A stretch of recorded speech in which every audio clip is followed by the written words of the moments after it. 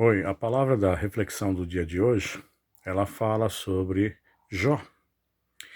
Jó está vivendo uma fase que a palavra de Deus diz que na cidade dele, na cidade de Uz, não havia um homem tão temente a Deus e fiel a Deus como Jó.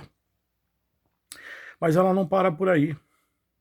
Nós vemos que a palavra ela diz que no dia em que os filhos de Deus iam para prestar contas a Deus sobre os mundos criados, aparece um personagem, Satanás. Satanás está lá no meio deles. E aí Deus pergunta para eles, de onde vens? E ele diz, de rodear a terra e andar por ela. E Deus olha para ele e diz, tem visto meu servo Jó? E ele diz, como não posso, não tenho visto? O Senhor cercaste ele de bênção.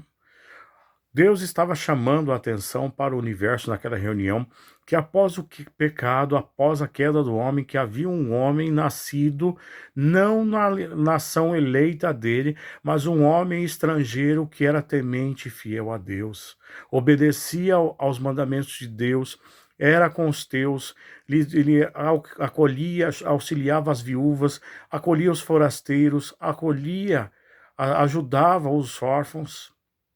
Era uma pessoa que prestava adoração a Deus. Pela manhã e de tarde ele fazia o sacrifício e colocava toda a sua casa, a sua família no altar de Deus. Mas um detalhe, Deus chama a atenção a Satanás e diz, está vendo? Eu tenho um servo fiel, eu tenho um adorador. E aí Satanás diz assim, tá? O Senhor cercaste ele de bênção e proteção, como queres que ele não seja fiel a ti? E Deus diz, Satanás? Você está achando que é por isso que ele é fiel a mim? Eu conheço o seu coração. Eu conheço o que passa dentro dele. E Deus, tá bom, pode tirar tudo que ele tem. E as primeiras coisas que ele toma, o diabo toma, são os filhos de Jó, os 10 filhos. A dor. A casa cai um raio, pega fogo. Uma viga cai do telhado e prensa eles ficam presos ali, morrem queimados. Depois os seus bens, suas ovelhas, seu rebanho, seus camelos é saqueado, sua lavoura é saqueada e eles tomam e levam tudo que ele tem. Não satisfeito, Satanás novamente vai perante Deus e Deus olha para ele e diz, olha, e daí? E Jó? E ele diz, não, ele continua assim porque o Senhor não permitiu que eu tocasse nele. Aí Deus diz, olha, vai lá e toca nele, mas não tire a vida dele. E aí Satanás volta e enche o Jó com uma doença, a pior doença que existia, a lepra. E cobre ele do pé à cabeça dessa enfermidade. O livro de Jó é como se fosse uma mini Bíblia. Sabe por quê? Ele tem 66 capítulos. E a história de Jó, lendo assim, parece que passou rápido. Mas leia a história, os trajetos. Ele sofreu mais de um ano, eu acredito, pelas Escrituras Sagradas. E ali Jó em nenhum momento peca contra Deus. Em nenhum momento ele desiste. No momento que a sua esposa se desespera e diz, Jó, peque contra Deus e morra, excomunga Deus e morra. E ele diz, não, eu recebi tanta graça de Deus, tantas bênçãos de Deus, como agora eu não poderia receber o mal que vem de Deus. Mas não era Deus que estava mandando o mal para ele, era Satanás, tá? Deus não põe enfermidade na tua casa e nem na tua vida. Deus põe bênção, o diabo põe doenças, o diabo leva seus familiares e quer destruir tua família. O diabo põe tudo que não presta na tua vida. Sabe quando é que Jó recebe a bênção? Os teus amigos aproximam dele, vem 2 amigos, mas vem um terceiro que a Bíblia descreve, que não era amigo de Jó. E eles começam a acusar a Jó. Em vez de trazer o conforto a Jó, começa a acusar a Jó. E aí Jó, naquele momento, ele tenta se defender, e no finalzinho da história, depois de um relato de longos capítulos, aí então Deus se manifesta e fala com Jó. E ao Deus se manifestar com Jó, então Jó se apressa em dizer para Deus e diz, Senhor, aonde tu estava quando eu estava sofrendo, quando eu estava nessa situação que eu estou, Senhor. E Deus responde Jó com outra palavra de Jó, aonde tu estava quando eu lancei o alicerce do universo? E Jó se cala. Jó entende que naquele momento ele não é nada. Jó entende que naquele momento ele é apenas barro e pó. Entende?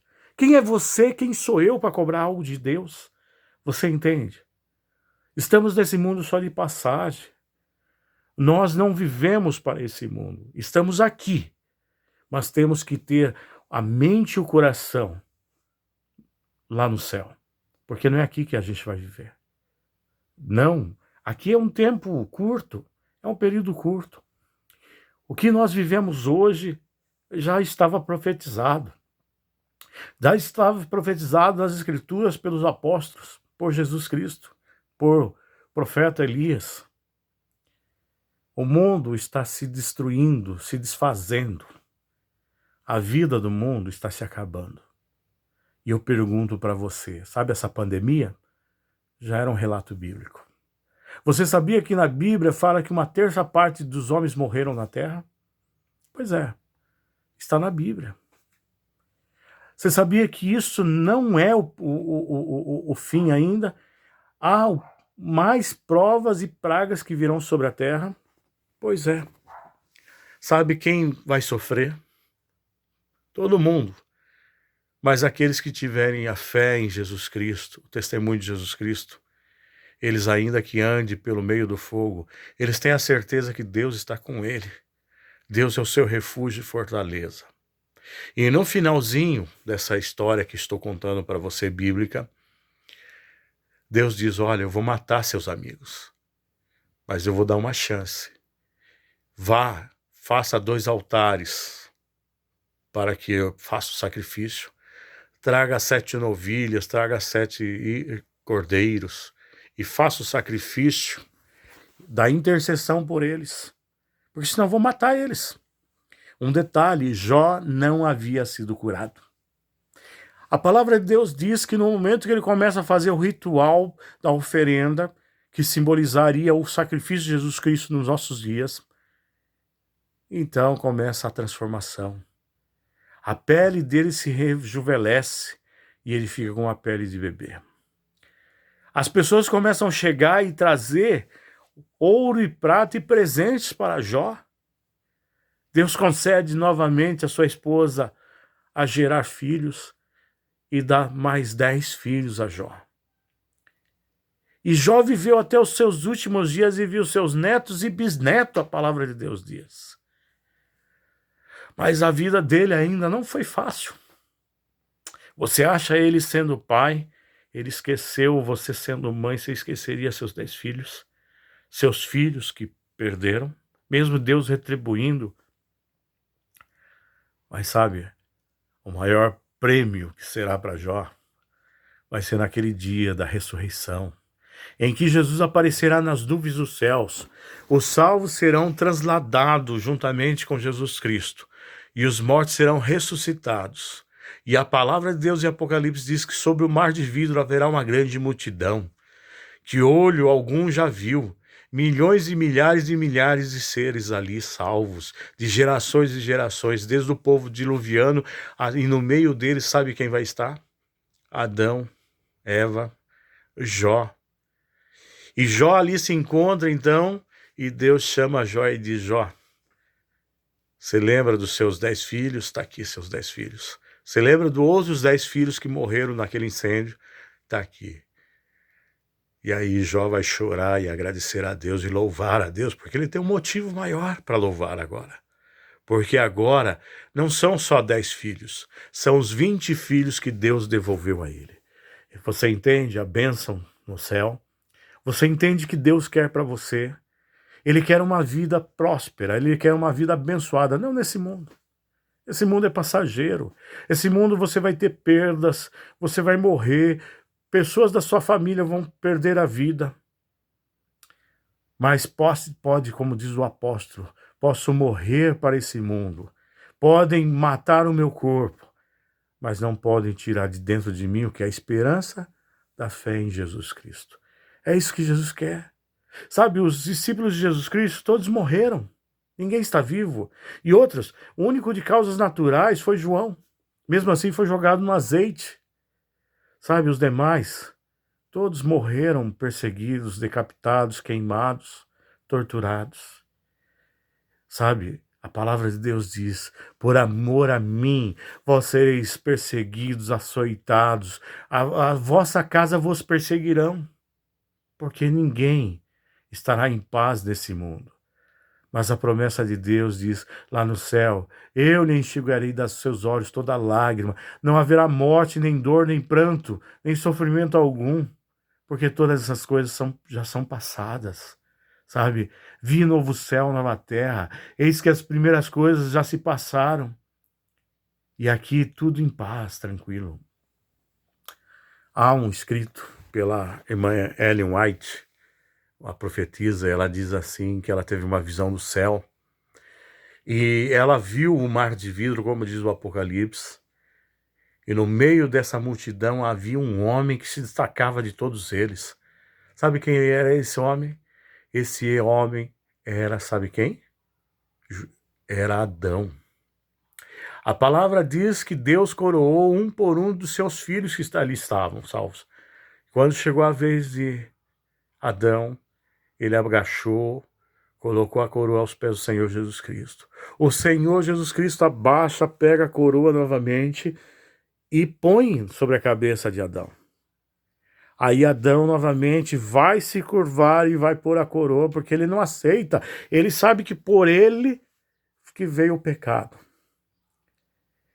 E aí Jesus abraça, ele olha para as mãos e as feridas de Jesus e diz, Senhor, que feridas são estas em tuas mãos?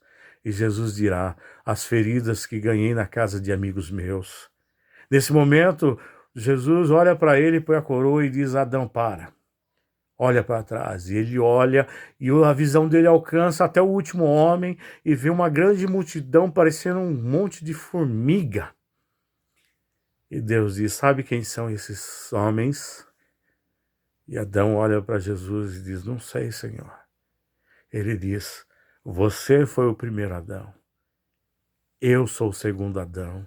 Eu morri por eles. Eles são seus filhos, Adão. Imagine a alegria, a felicidade que será nesse momento, nesse dia. Você encontrar os seus queridos que já morreram, os seus avós, os seus tios, talvez o seu papai, a sua mamãe que já foi, um filho querido que você perdeu. Deus tem algo muito melhor para a gente do que esse mundo medíocre e Ele quer te salvar. Basta você apenas ouvir a palavra dEle, pôr no teu coração e guardar e permitir que Ele faça a morada em seu coração. Deus te abençoe e te guarde. O Espírito Santo possa repousar sobre tua vida hoje e sempre e te dar a paz. Amém?